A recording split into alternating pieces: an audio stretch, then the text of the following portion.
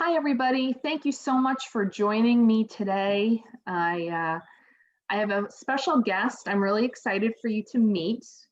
I know that we often just sort of talk about prevention at GASP, but I am super excited to say that I met somebody interesting during some LinkedIn networking, and I made a new friend, and we got to talking, and I really wanted to um, introduce him to all of you and talk to him and pick his brain about a bunch of stuff that we all care about a lot. So without further ado, let me introduce you to Ken Schwartz.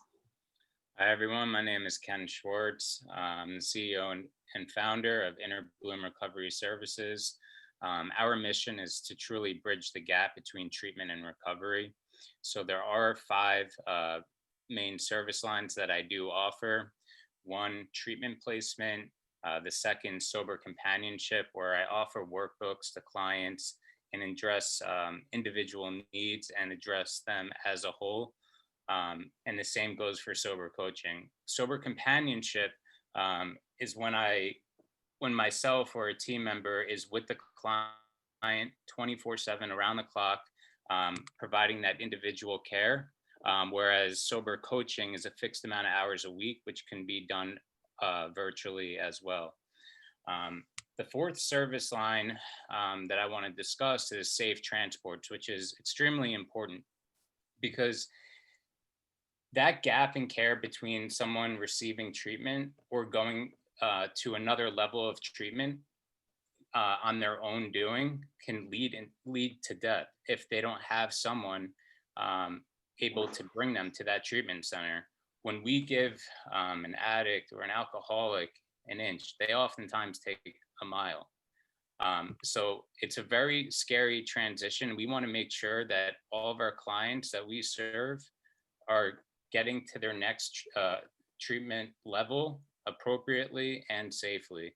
We also do interventions. I contract with many interventions nationwide. Everything that we do is confidential, has clinical oversight. And for instance, if a client is coming out of a treatment facility, we would ask that treatment facility to work off of their pre-existing treatment plan, and then we will tweak it based off the individual needs after they are then discharged from that treatment center. So that's just an overall synopsis of Inner Bloom Recovery Services. We were founded in the midst of the pandemic in August of 2020, and we are very excited to serve those who are struggling from alcoholism and substance use disorder. That's amazing. Wow. And let me tell you, it's so amazing. First of all, I love the name of your business. That's so great, Inner Bloom. That's so like relaxing in and of itself. Yeah. As I was telling you, I do mostly prevention work, right? So we usually stay in our lane, so to speak, most of the time. We talk about, how to prevent some of these problems before they start. So, we can avoid some of the trouble that people face when they're trying to get better and change their life. What it's important to point out is, for me, after hearing the laundry list of things that you provide, is that we have to talk about both, right? So I know that prevention isn't a perfect science. And, we talk a lot about, telling youth about the choices that they have in front of them and how they can keep themselves safe and healthy. Sometimes they listen, sometimes they don't. We also talk to parents about their role in everything, right? So we know that parents are like the number one influence in their kids' lives. I mean, their friends are a big influence too, but parents are huge, right? Absolutely. So, yeah. So given, all the things that you do and all the people that you've met and maybe personal experiences that you've had, from your perspective, how do you think parents play a role in all of this? And what have you observed From my own personal experience, and then I'll further get into experiences that I've had in my business. Um, I'm someone that's about to celebrate 7 years of continuous sobriety. Um, my brother had passed away in April of 2019 to an overdose after 6 years of continuous sobriety. Um, and there's no handbook to parenting. But what I can say is that parents parent based off their past experiences. And there's no right or wrong to parenting, as I mentioned, but there needs to be an open line of communication between the children and their parents, because if not, children will find themselves subject to peer pressure. And with that open line of communication that they should have their families to lean on. So you the parents need to help their kids really build internal confidence so social and economic pressures don't make you cave into drugs. Kids need to be aware of themselves. They need to do confidence building exercises, and if this doesn't happen, whether it's drugs or something else, the child will fall victim. I think the family dynamic is truly important to, honing in on um, all exterior factors that can play a role in the child's overall health. Yeah, that's so important. And in our field, to throw the textbook at you, we call those protective factors. Some of those things that Yep. are so important for, we know for youth development, and there are so many ways that adults, parents especially, but any caring adult in somebody's life can make a huge difference in some of those, building some of those protective factors, whether it be self-esteem, confidence, leadership, all of that stuff. Those are things that we in prevention definitely try to promote. So I'm glad to hear you say that, because it feels like, we're on the right track with what we're doing. And I think alongside with family dynamics, there's other key points that really play a vital role, such as environmental factors, the area that you live in, the school district, the community resources in your area, the socioeconomic status of your community, and the culture that you're, brought up with. A lot of, families have cultures where drinking is just the norm in their family, and children pick this up at an early age thinking that it's okay, not realizing the consequences later on in their lives. 100%. And, especially now, with coronavirus, you have to be hiding under a rock not to have heard that alcohol sales have gone through the roof. And, parents are having a hard time balancing, work and, some of the virtual school models and everything like that. And I feel like all I ever see on social media these days are jokes about drinking and using drinking as a coping skill, and drinking to get through parenting in a pandemic, and alcohol sales, like I said, through the roof. And some of the alcohol regulations have been rolled back to help businesses. How, and you mentioned you started your business sort of during the pandemic. Yes. What are you seeing? What's your perception of all of this? How is this all working, So out? one of the catalysts to me starting Inner Bloom Recovery Services was that I saw that the government had deemed liquor stores an essential business during quarantine. So that raised a lot of red flags. And there is a major correlation between COVID-19 and behavioral health. Since March of 2020, in my county alone, we have seen a 43% increase in fatal overdoses. And there was a 5% increase in deaths in 2019, according to the CDC. So they were projecting between June of 2019 and May of 2020 that they would have an estimated over 80,000 overdoses during that span. And that remained true. That was an actual fact by the CDC. So I am seeing a lot of people, social media plays a vital role in all of this. And whether that's from TikTok, Instagram, Facebook, people are bored at home. They don't know what to do. They don't have any outlet. So their outlet truly is to just drink. And it's going to lead to far greater consequences, whether it be now, in 6 months, or years from now. People will feel these consequences down the line. Yeah, one of the funny memes that I've seen on Facebook is, given all the things we've been talking about coronavirus, is it's a stadium full of people, and it says AA meetings in 2021, and it's meant to be a joke. Yep. But it's not funny. No, it's not funny. And neither is suggesting that like parents need to be drinking mimosas or whatever to get through dealing with their kids being home, and it's for me, I'm pretty sensitive to these topics, professionally and personally, it's disappointing. It's very disappointing, and it's very sad.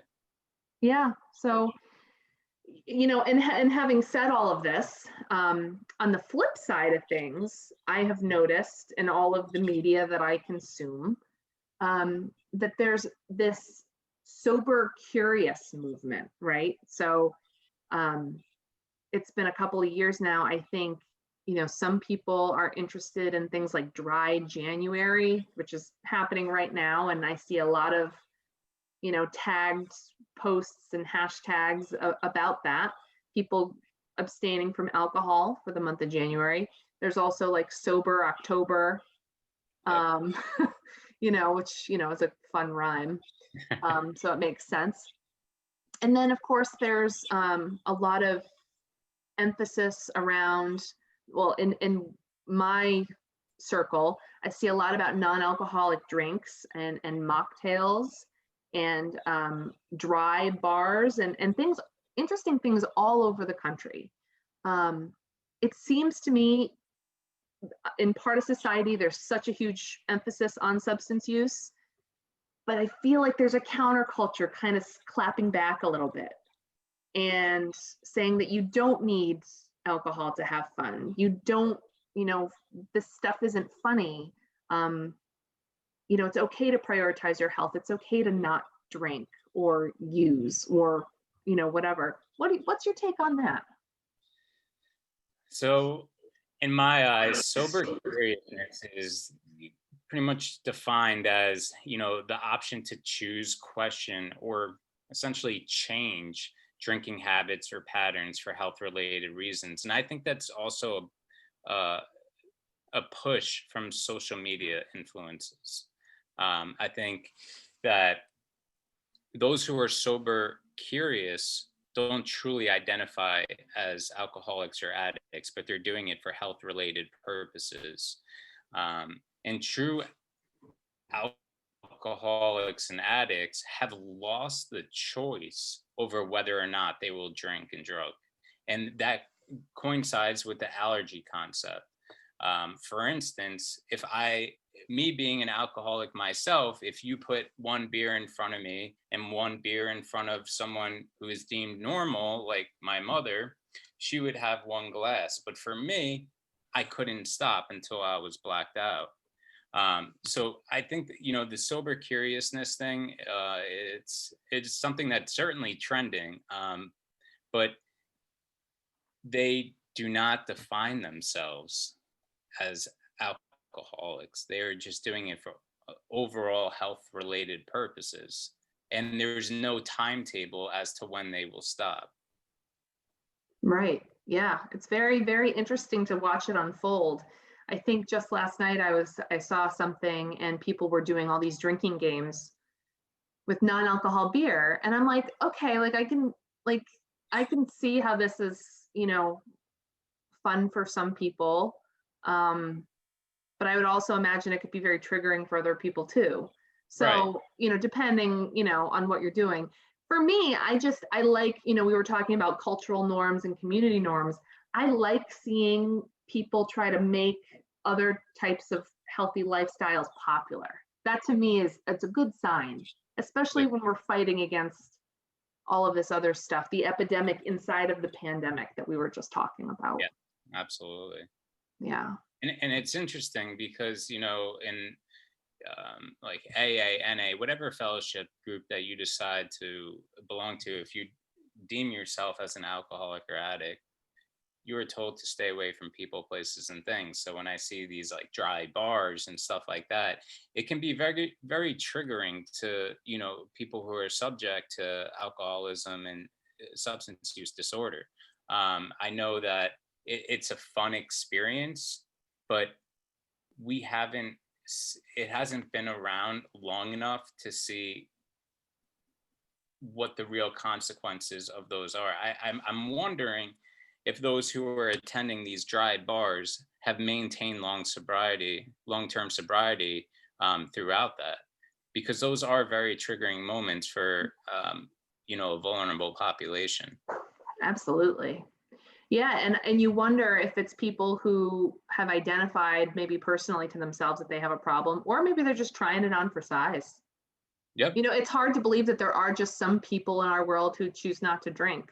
It's kind of mind-blowing thing when the norm is to. And if Well, you don't, yeah. and I if you think that, don't, you must have a problem or something, right? There's like, it's almost like society won't accept it unless you're one or the other. yep, yep. Yeah. And I think there's also a big push from, media. You turn on the TV, there's, commercials for Corona, Budweiser, all these different alcoholic beverages. So it's really pushing people in the wrong direction when we should be focusing on preventative measures of addressing ourselves as a whole, not just addressing the addiction or alcoholic piece. And I think from big media, it's pushing people in the wrong direction. If we want to take preventative precautions, we shouldn't have to turn on the television and see these commercials that are pushing societal norms on us.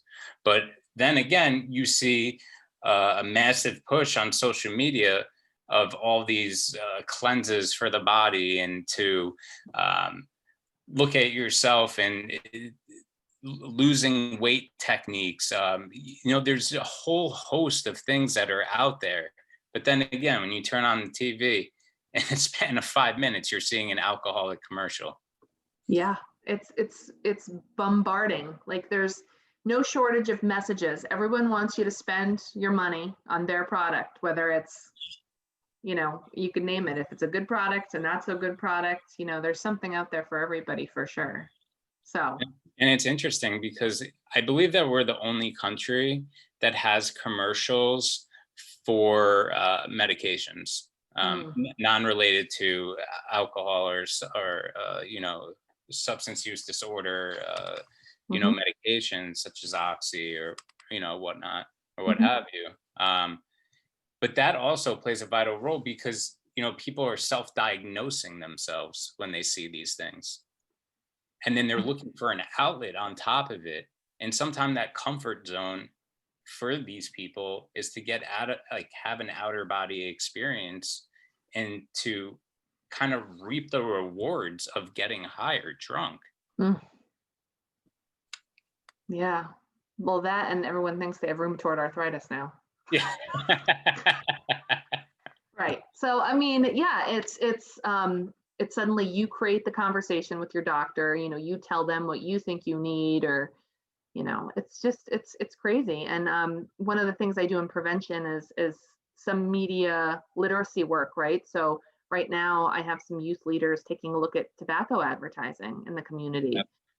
And just to have them be more mindful of the volume of the ads that they see. And it was just the other day that I saw an ad, I think like maybe Winston or something like that. It was plant-based menthol. And I'm like, were you going to have like organic cigarettes? Like, or what are you trying to say? Like, it's plant-based because like everyone thinks plant-based is healthy, like plant-based diet, plant-based. And I'm just like, menthol cigarettes are a huge problem, killing tons of people. and now we're calling it plant-based. Yep. It might as well be a salad, Yeah. right? So, I mean, it's really, really interesting. And you and I could probably go all day talking about this kind of stuff. But I just want to say thank you so much for joining me today. We've covered a lot.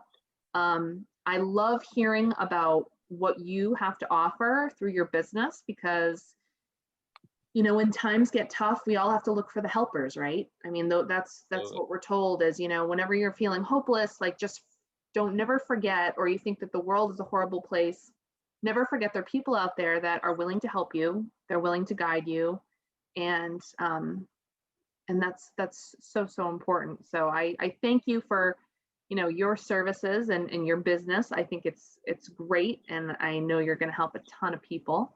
I'm sure you already have, but I think this will be a very successful plan for you. And I really appreciate you being with me and talking about this stuff because anytime we can talk about prevention and talk about recovery, I think it's really important. Yeah, and thank you for having me. I'm very blessed and grateful to have done this with you today. Awesome. So to wrap up, we will make sure that all of our viewers know how to get in touch with you. And thank you so much. I really appreciate your time, Ken. Thank you so much. Take care.